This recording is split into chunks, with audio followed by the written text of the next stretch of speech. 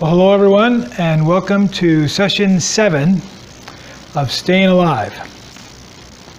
Now, to begin this session, I'm going to do a little follow-up on a subject that we talked about before, which is examining the ingredients of popular grocery items. And the reason I'm going to do that is because in light of the recent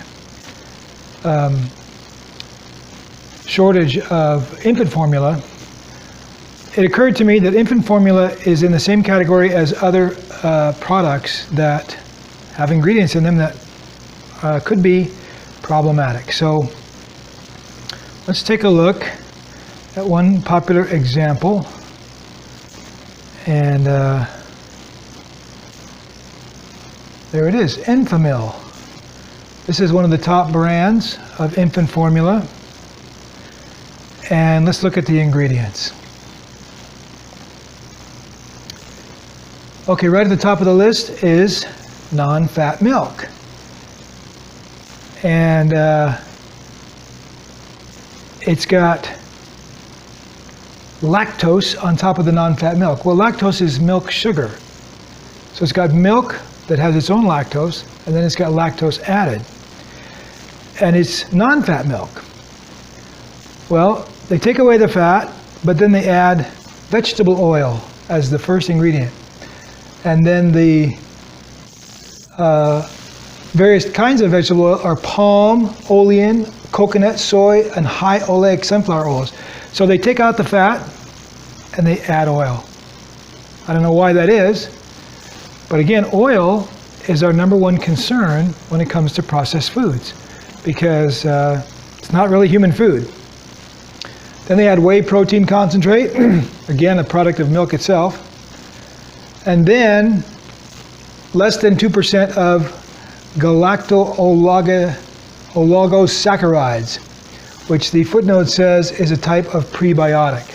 That's a complex carbohydrate that is intended to feed the microbiome in the gut, the bacteria that grows in the intestines.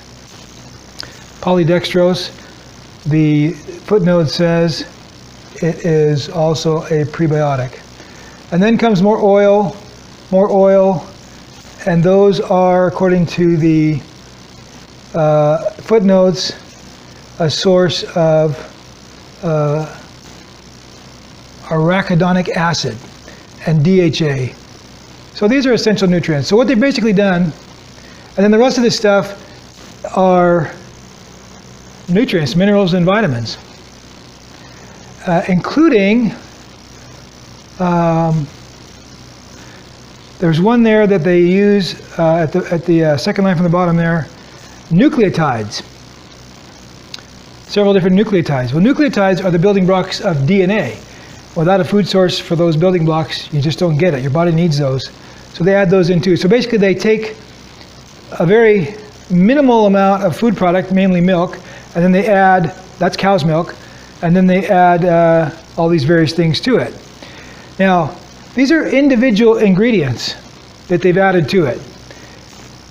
Normally, you'd get your nutrients from whole foods, or from, in this case, breast milk would have all the essential nutrients built into it. But if the alternative is formula, why not use whole foods, carefully selected, to supply the necessary nutrients?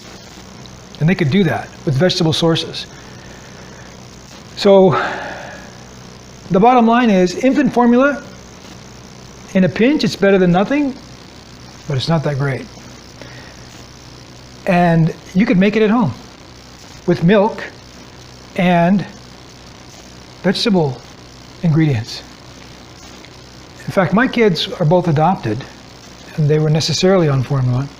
And we were aware of the deficiencies in formula, so we would feed them, in addition to their formula, some whole plant food supplements, powdered form, mix it in there, and try to boost the whole food component. This is before I knew anything about what I know now, but just trying to make things a little bit better than store-bought. The next slide is another brand, Similac, popular brand. And again, its ingredients are basically the same thing. I'm not even sure how it's much different from one brand to the other. It's basically the same ingredients, milk, lactose, whey protein, and oil.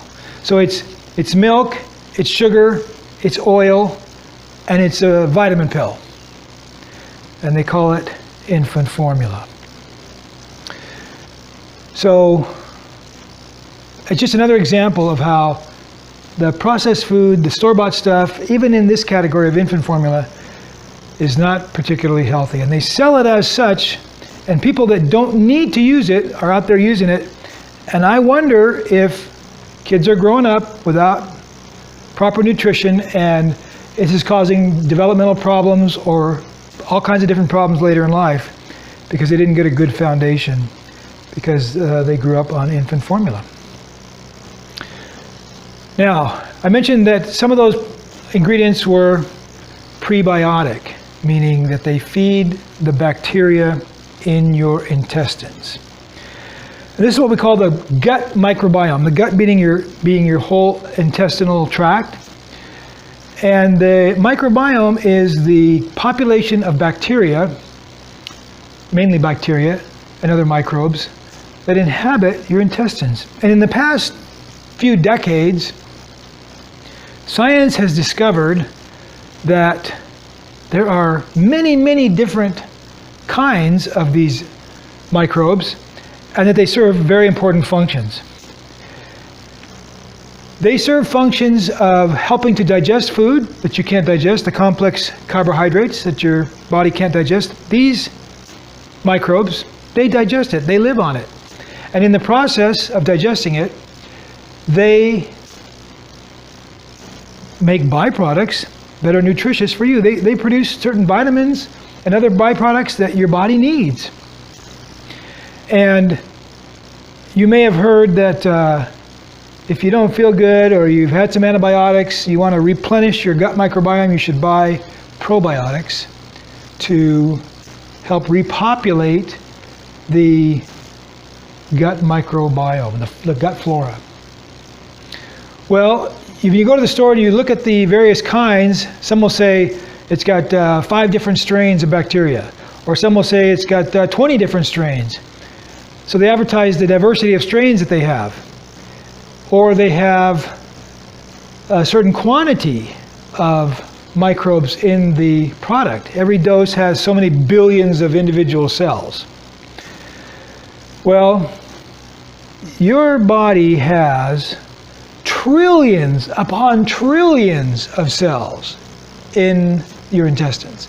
There's no way that a few billion or 20 billion or 50 billion or 100 billion is going to make a dent in repopulating your gut flora. Now, of course, they multiply, but the other issue is that a few strains, whether 5 or 10 or 30, is going to come nowhere close to replenishing the variety of microbes in your intestines. In fact, science has now discovered with modern technology, with DNA testing, that the varieties of bacteria, the number of species and strains is well over 1,000. So if you add 20 or 30 different strains, you're really not making a dent. In fact, testing has shown that, let's say you go through a round of antibiotics and you need to replenish your gut microbiome because those antibiotics indiscriminately kill all kinds of bacteria. You can actually recover faster to a normal state without taking probiotics, just by taking prebiotics, which are the things that feed it. And what feeds those microbes is complex carbohydrates, fiber. Basically, they live on fiber.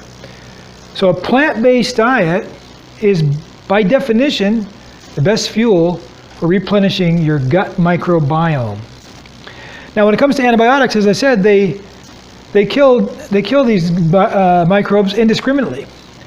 And so we need to be very careful about the use of antibiotics, because unless it's going to save your life, unless it's a real emergency, you need to be cautious and think twice about using them, because they will diminish the variety and the vitality of your gut microbiome. Now, believe it or not, your body has a mechanism to help you replenish the microbes. And by the way, let me first of all say, where do these microbes come from in the first place? How did you get 1,000 strains of microbes inside your body? Well, you got them because they're everywhere. They're just floating around everywhere. And one by one, they make it into your mouth. They get stuck on food, they get on your hands, they're everywhere. And one by one, they get into your body, and from there they begin to populate. So a baby is born without any microbes in their gut. There is no way for them to have them. But then as soon as they're born, immediately after they're born, when they take their first breath, some of them are airborne, and they're just everywhere. And they begin to enter into the body, they get in your mouth, and they get down your throat, and eventually they begin to populate. So when there comes a need to repopulate, if there's been a depletion, guess what? Your appendix, which is a little organ hanging off the end of your intestines at the juncture between the small intestine and the large intestine, your appendix is a storehouse of microbes. So that if you need to replenish, let's say you did have some kind of a sickness where you had diarrhea and your intestines are kind of flushed out, or whatever the case may be, or you had antibiotics that killed them all, the backup supply, the seed, if you will, to repopulate them is stored continuously in the appendix. And I don't know how many times I've heard in my life from the evolutionary scientists who say that the appendix is a vestigial organ. It's something that has no function. Maybe it had a function back in eons past, but after some evolutionary changes, it's got no use now, and it's proof that evolution is a fact because of this existence of this vestigial organ, an organ that no longer has any use. Well, that is utter nonsense. Every organ in your body has a use. Every cell in your body has a use. And just because science hasn't discovered what the use is, doesn't mean there is no use for it. The use of the appendix is simple. It's a storehouse for gut microbes so that if you need to replenish it, which often you will, that's the starter culture for it. Now, if you have appendicitis and you need to have it removed, okay, well, you're going to have a little bit tougher time replenishing your gut microbiome, but again, it's in the environment. That stuff's in the environment. You're going to get it eventually. So, as I said, the microbes live on complex carbohydrates, fiber, basically. Now, if you don't have enough fiber in your diet, you will have a fewer population of these microbes, and you'll have an imbalance between the helpful microbes and the harmful microbes, because harmful microbes are out there too, and they're wanting to populate as well. And one of the ways that the body keeps the population of bad microbes down is by crowding them out with good microbes. But if you don't have enough good microbes because you don't feed them with fiber, then the bad microbes have space to grow, and they compete for dominance. And in the process, the cells in the intestinal wall also can become diseased by not having a good environment based on the good microbes that are not only producing nutrients for your body in general, but for the health of the cells of your small intestine and your large intestine, primarily your large intestine. And so when those cells are damaged or not doing their function as well as they should, they allow undigested food to pass through their membranes and into the bloodstream. And this can cause, this is what we call leaky gut syndrome, where the intestinal lining is not a good enough filter. And so there are things getting in your bloodstream that would never belong there, and they cause allergic reactions. And this is where you get, most likely, certain varieties of allergies or sensitivities to food because you've had these undigested particles entering your bloodstream which shouldn't be there. So the immune system is reacting to counteract them. And the only reason that has to happen is because those molecules are there when they otherwise shouldn't be there. Now, plant food, of course, has tons of fiber.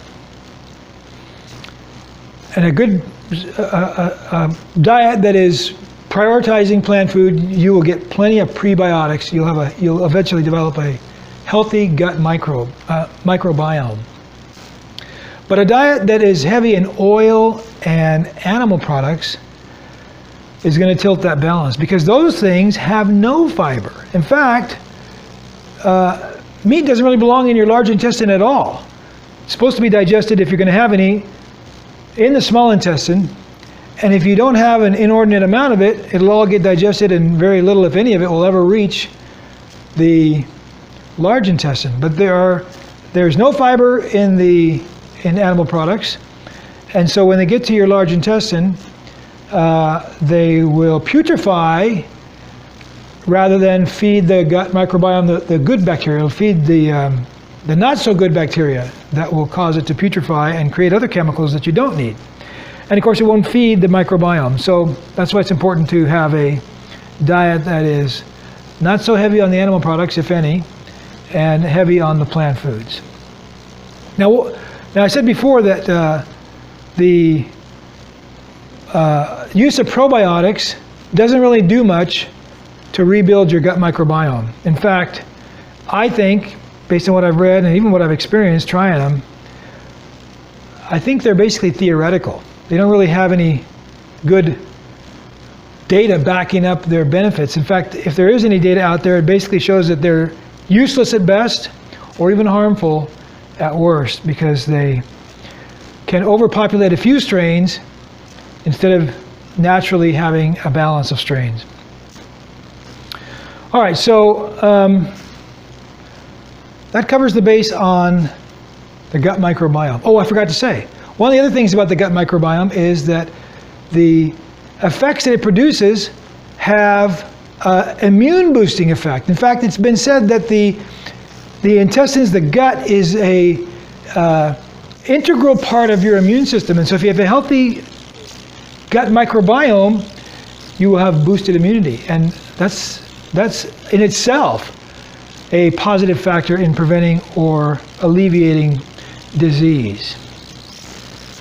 They're learning a lot about the varieties of things that happen in the gut. In fact, there's so many nerve fibers in your gut that a new phrase has emerged in the field studying this. They call your gut your second brain, because there's so much nerve activity in the gut. So it's a good thing to feed the good bacteria to make sure you're healthy in your intestines. Plant-based diet does that. All right, now I want to fill in a little gap here. We talked about how fat and oil can be harmful, and particularly the oil is not really human food. And I talked about how sugar is empty calories and promotes all kinds of health problems. I want to talk a little bit more about sugar, just kind of fill in some blanks about sugar and why sugar is problematic and why you should be careful about the intake of sugar. And by that I don't mean complex carbohydrates like a good starchy diet like rice and potatoes and whole grains. I'm talking about simple sugar, table sugar, or sugary drinks, or sweet bakery products, candy, that kind of thing, where there's just a lot of added refined sugar and high fructose corn syrup. And we talked about how that's a factor in the weight management issue, how your body would rather burn carbohydrates and store fat. So when you add sugar to your diet, your body will conserve fat rather than burn it. And so that's why sugar intake is a weight gain hazard, not just because of its calories, but because of how the body prefers to store fat and burn calories. Now, when I say sugar, I mean, as I said, not only the table sugar, not only the high fructose corn syrup, but also the processed grains, white flour. It's got nothing but carbohydrate and no fiber, very little fiber, and most of its nutrients stripped out of it because it's not the whole kernel. Those simple carbohydrates break down into sugar very quickly in your body, and so they're ultimately, they're only one step removed from sugar, and so they're ultimately going to have a similar effect of sugar And therefore, I would lump them together in the same category as sugar, whether it's just plain old refined sugar or whether it's refined grains, which is what most of the bread out there is made of instead of whole grains. That's basically a source of sugar. So be careful about sugar because it has a lot of calories. It's very calorie dense for its size and weight and volume, but it has very little nutrition. Table sugar has no other nutrition besides just pure calories. White bread has very little nutrition besides the calories in it. And so it displaces other food that you would otherwise fit in your stomach that is more nutrient dense. So the first problem with sugar is that it's empty calories, has very little, if any, nutrition, and it displaces healthy food you might otherwise eat. And then the second thing is what I already mentioned, which is that since the body prefers to burn sugar rather than fat, sugar consumption conserves fat, if you're eating fat, and most people are. And of course, the fat in your diet and the resulting obesity are harmful. You know, they say that sugar is bad because it causes obesity. It doesn't directly cause obesity. It enables your body to store fat, which leads to obesity. By itself, if you ate no fat but ate sugar, you wouldn't really gain weight. The only time that your body turns sugar into fat, which is a rare occurrence, not a preferred occurrence, is that fructose is converted by the liver into fat, and it can cause fatty buildup in the liver. And it's the same thing that happens when you drink a lot of alcohol. The alcohol turns into fat in the liver. And fatty liver disease is typical of a lot of alcohol consumption, but high sugar intake can produce the exact same result. So it can be just as harmful as alcohol to the liver.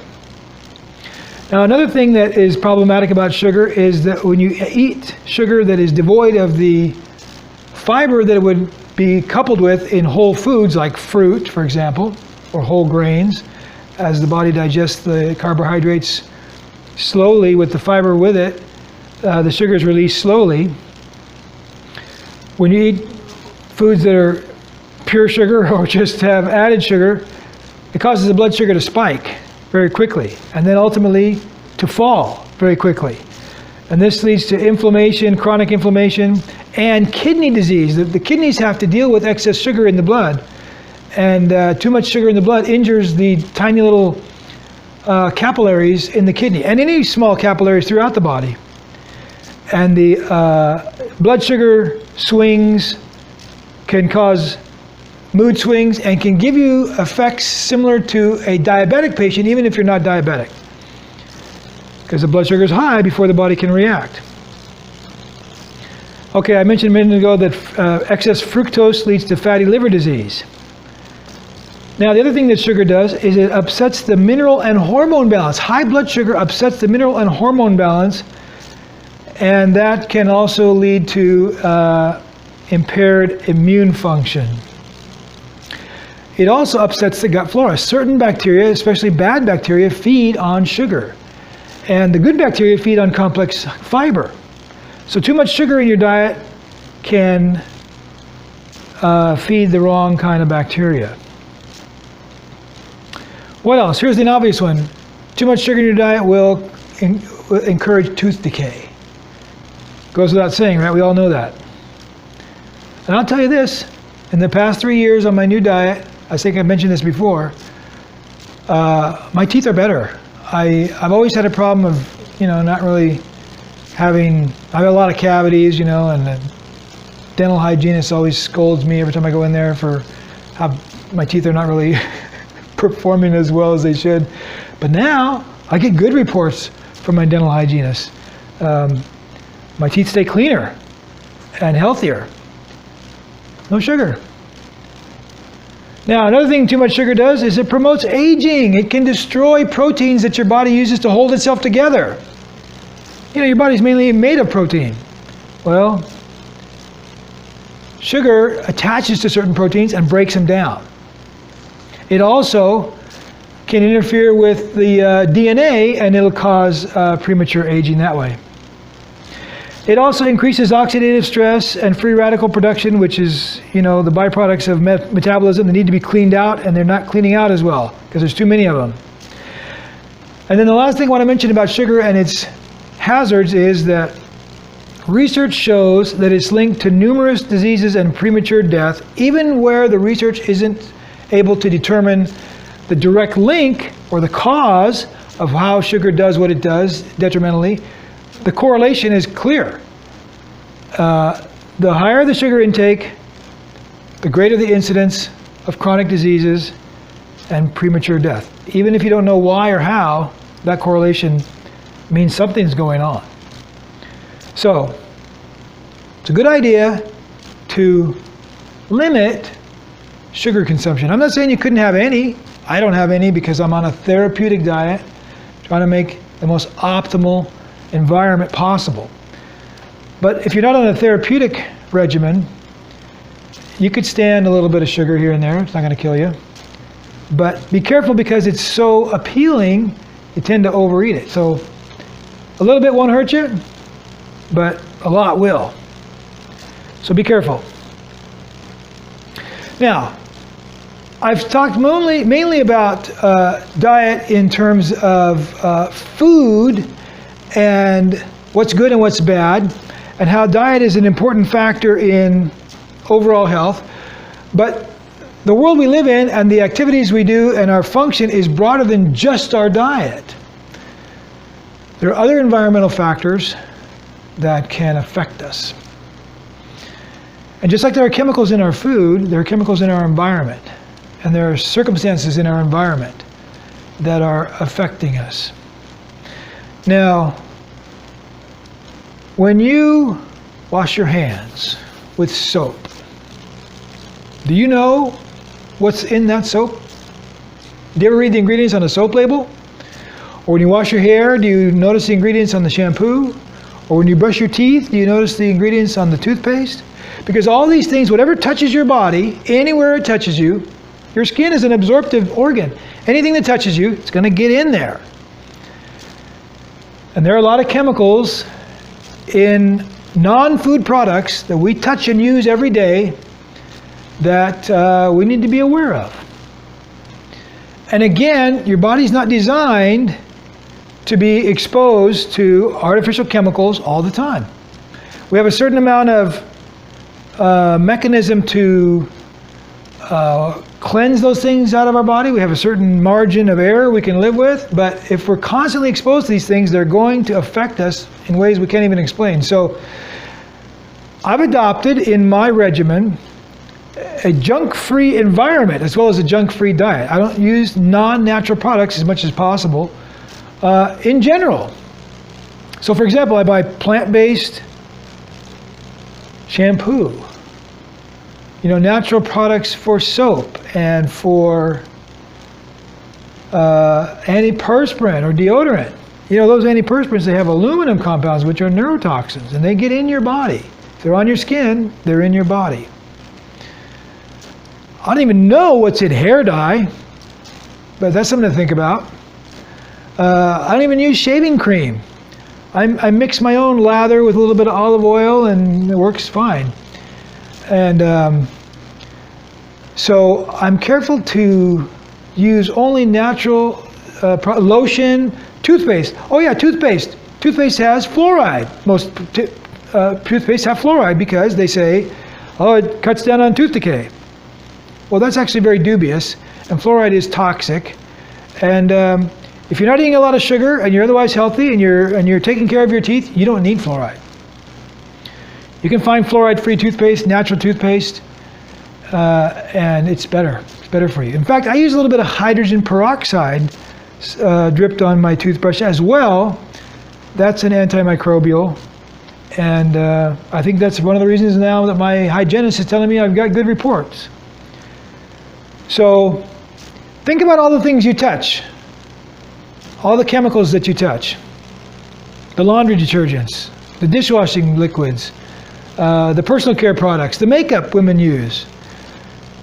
You got to be careful about what's in this. But read the labels. If you don't understand what it is, look it up and consider finding alternatives, because there are tons of alternatives out there. Now the problem is they're a little bit harder to find, but I find them online. A little bit more expensive, but I think they're worth it. Now there are other things you can concern yourself with too. For example, what about radiation? It's everywhere. We've got radio signals going all over the place for all kinds of reasons, and right now, the two things that are the most in direct proximity to our bodies, the kind of radio signals would be the Wi-Fi in your home for your internet connection and your cell phone. Those produce radiation. So it's a good idea to position your Wi-Fi transmitter in your home somewhere, not necessarily in your bedroom where you're going to spend all night sleeping next to it, but somewhere a little bit more obscure, out of the way, and probably be a good idea if you're not using it, shut it off. Especially at night, shut it off. Why do you need that radiation blasting you when you're not using it? And your cell phone. You know, it's better to use some kind of an adapter, whether it's Bluetooth or whether it's a wire, to speak with, rather than have that phone transmitting close to your head. And by the way, Bluetooth radiation is a lot less intense than the cell phone's own transmitting radiation. So these are things to just be aware of, just to limit your exposure to radiation as much as possible. And of course, there are pollutants out there everywhere in everything we touch. I was a mechanic growing up as a kid and as a teenager, with all that stuff, automotive chemicals everywhere. Between the automotive chemicals and the cleaning chemicals that go with it and the various things, it was just everywhere. Today, if I'm working on the car, I'll wear gloves to work. I want to keep that stuff off my skin. All right, here's another factor that's a non-food factor, and that is stress. Stress can exacerbate or even cause disease. And so it's a good idea to limit it if you can, as much as you can, whatever it takes. Let me play a video for you that is just a couple of minutes, just a little introduction to the concept. There's no question that there is an interaction between the body's physiology and cancer. Many of my patients used to say to me, you know, doctor, I've been under so much stress. Do you think this could have had anything to do with my cancer? And I used to say, oh, no.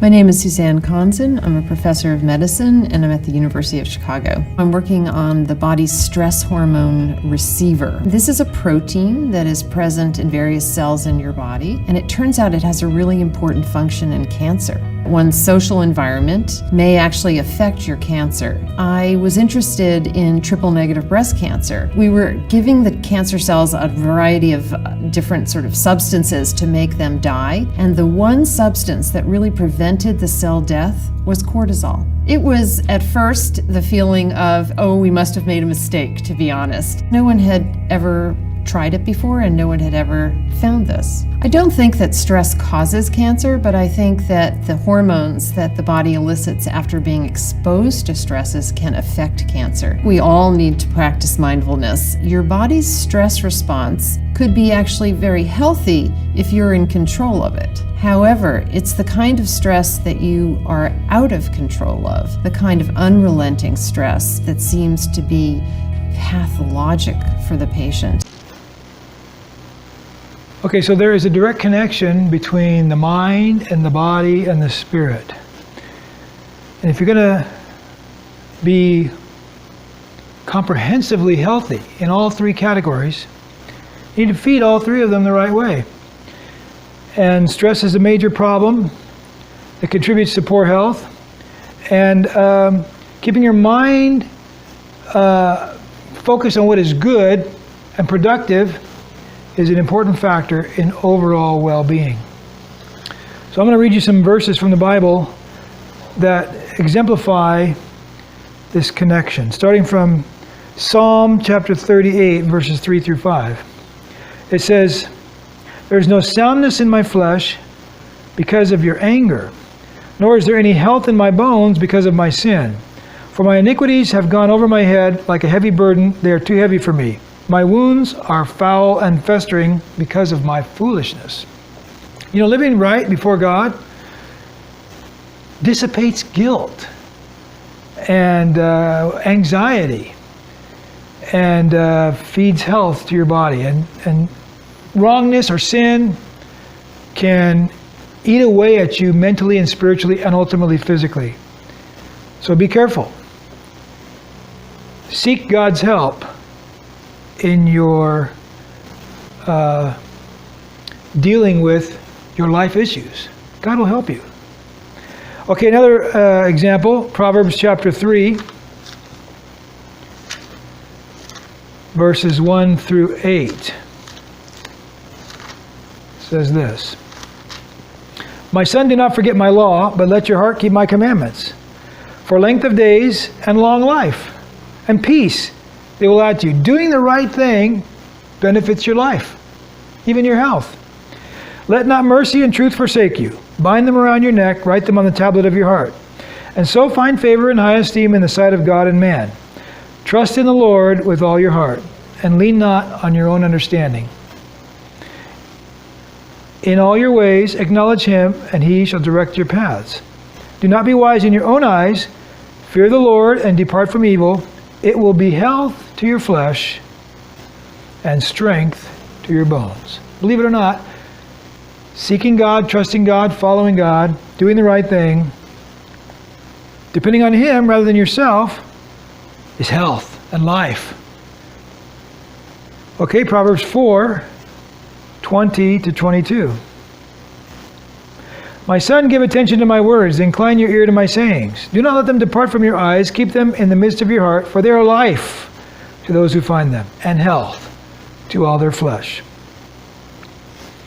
Proverbs 16, verse 24. Pleasant words are like a honeycomb, sweetness to the soul, and health to the bones. Pleasant words. Do you encourage? Do you think positive?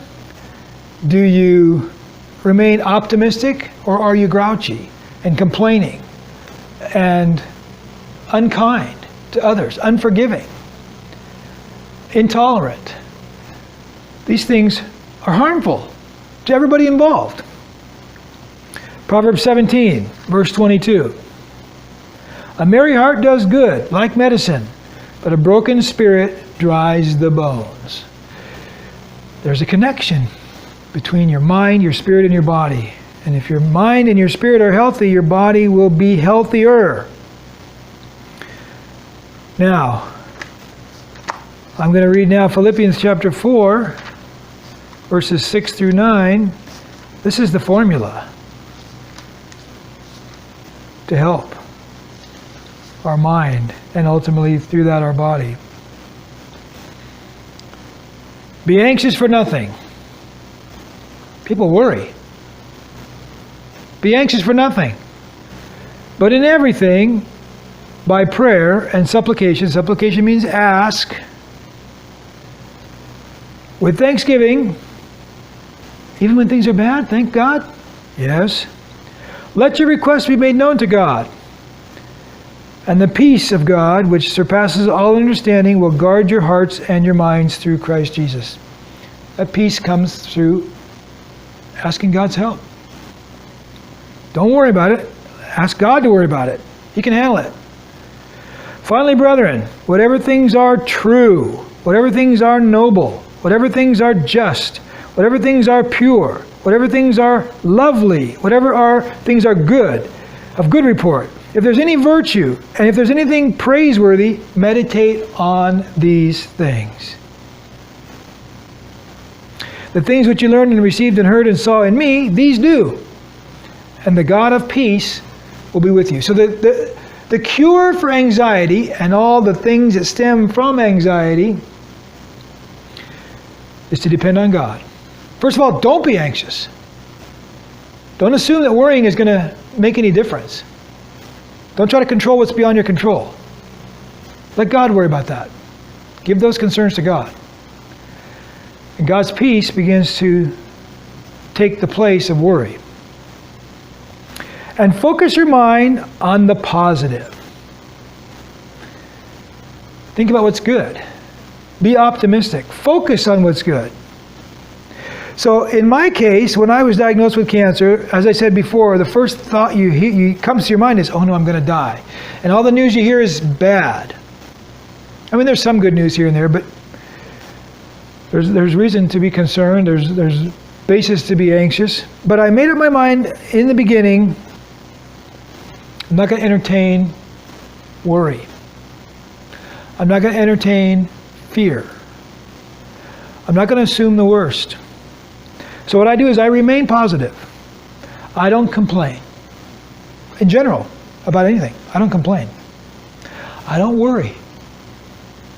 I don't fear anything, whether it's diet, cancer, or anything else in life. I make a conscious decision to be positive. I always assume and believe and assert the best outcome. Anytime people ask me how I'm doing, I say I'm doing great, and I am. I really am. If there's something going on, you know, if my tumors were to start to grow after having not growing lately, I would say that if that's the case.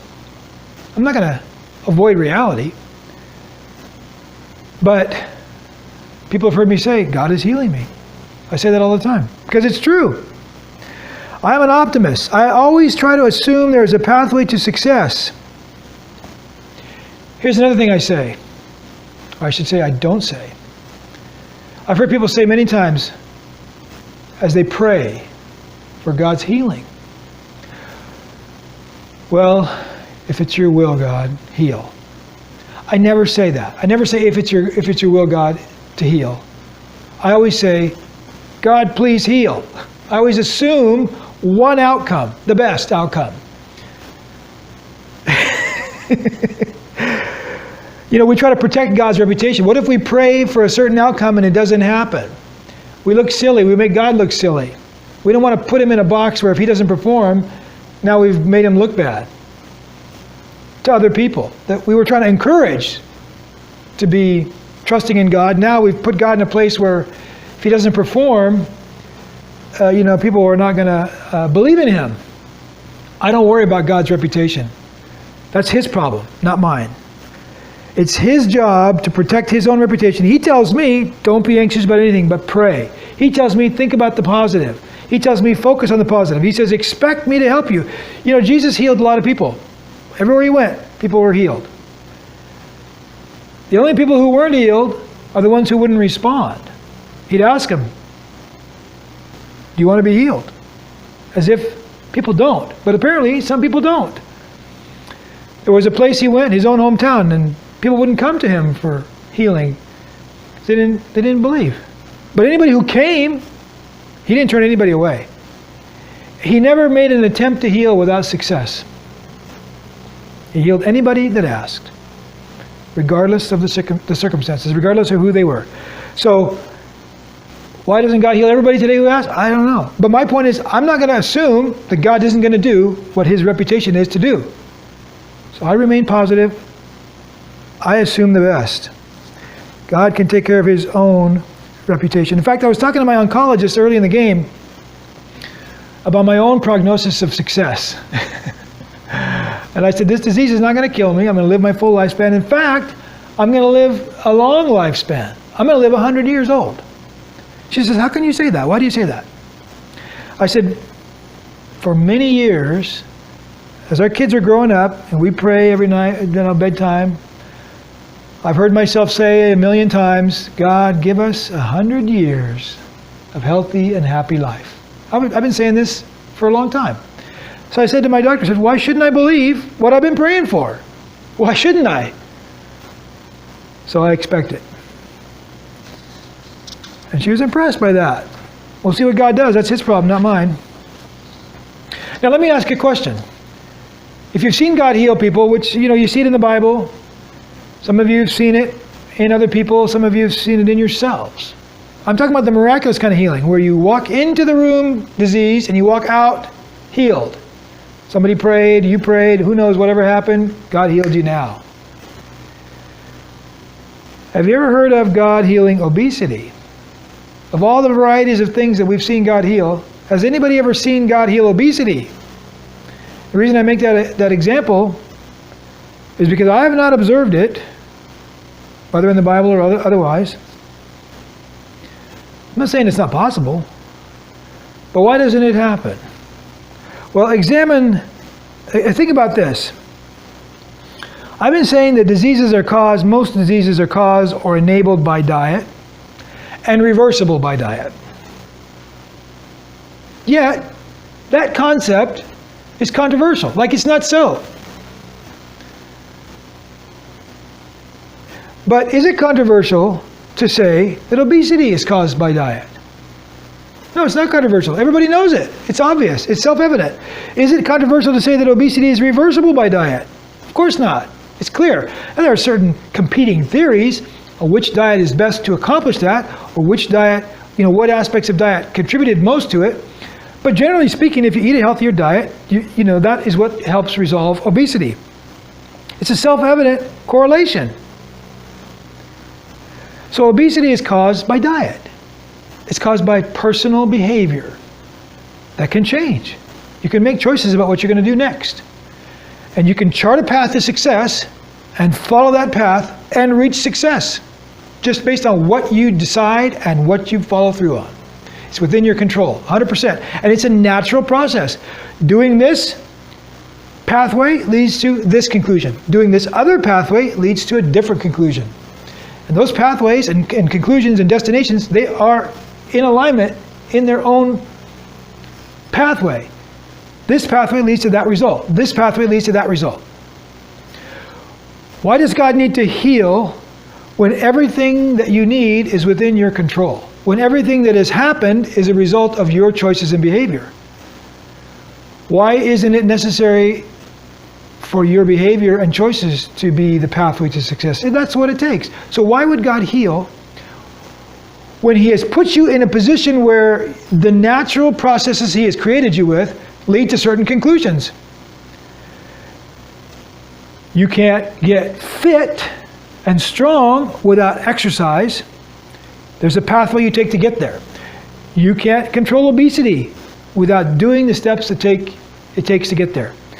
So I think God doesn't heal obesity because it's a natural thing. To get obese, it's natural to get there by this pathway. It's natural to reverse it by that pathway. And God is waiting for you to do what's in front of you to do. He will do what you can't, but you must do what you can. And speaking of the difference between what you can't and can do, I'm going to finish with this last example. This is from John chapter 2. This is a miracle that involved the possible and the impossible. John chapter 2. On a certain day there was a wedding in Cana of Galilee, and the mother of Jesus was there. Now both Jesus and his disciples were invited to the wedding. And when they ran out of wine, the mother of Jesus said to him, "They have no wine." And Jesus said to her, "Woman, what does your concern have to do with me? My hour has not yet come." His mother said to the servants, "Whatever he says to you, do it." Isn't that great advice right there? Anyway, now there were set there 6 water pots of stone, according to the manner of purification of the Jews, containing 20 or 30 gallons apiece. Jesus said to them, "Fill the water pots with water." And they filled them up to the brim. And he said to them, "Draw out some now, and take it to the master of the feast." And they took it. When the master of the feast had tasted the water that was made wine, and did not know where it had come from, but the servants who had drawn the water knew, the master of the feast called the bridegroom, and he said, "Every man at the beginning sets out the good wine, and then when the guests have well drunk, then he brings out what's inferior. But you've kept the good wine until now." This is a miracle. Jesus turned water into wine. But the servants filled the pots. The servants drew it out from the pots. The servants took some and served it to the master. The servants did all the normal functions. They did all the non-miraculous factors. But it was God's job to do only one thing, in the middle of all that, and as a result of all that, he did the one miraculous thing. Now, I don't know whether God has a miracle for you or not, but if he does, and he very well might, and I think you should believe he does, you do the non-miraculous. You set up the context for God to do the one miraculous factor that you need. There's plenty of examples in the Bible where Jesus asked people to do things, they did what they're asked to do, and then he did what only he could do. You do what only you can do, and God will do what only he can do. And God has asked you to be positive, to think on the good things, to be encouraging, to be forgiving, to not be anxious but to pray, to depend on him, and to assume the best, and to do what's right, and to seek him. And as you do these things, two things happen. First of all, natural consequences. Just like obesity goes down when you switch to a new diet, hormone levels balance out when you are no longer stressed. Relationships get better when you're no longer complaining or in conflict. And your entire stress level goes down. And your body responds with better reactions, better health. Just like the book of Proverbs says, doing the right thing is health to your body. So you do all that, you boost your health by doing what's right, and if that's not enough, or if you need more, God does more. He does the miraculous while you do the natural. Now, did I say do everything you can without regard to whether or not it's healthy? Well, we're talking about the right path, or I should say the more healthy path, compared to the conventional approach. If you make an example, if you choose chemotherapy for cancer, are you doing everything you can to help your health? You may think you are. But just because it's slated as being helpful doesn't mean it's a helpful thing to put in your list of things to do that are helpful. It has to truly be helpful, and it may or may not be. And I'm concerned about doing things that are truly helpful. Not just what I assume is helpful, not just what the conventional wisdom says is helpful, but what is truly helpful. And the more natural it is, the easier it is to conclude that it's helpful. Not everything that's natural is helpful, not everything that's not natural is not helpful, but there's a pretty good correlation there. And you got to be careful, and you got to be informed. And as you make the choices about what's good and what's helpful, and you stick with what's helpful, you get your best outcome. All right, so that concludes session 7, and I anticipate that we are going to conclude this series with one more, which is session 8. All right, thanks.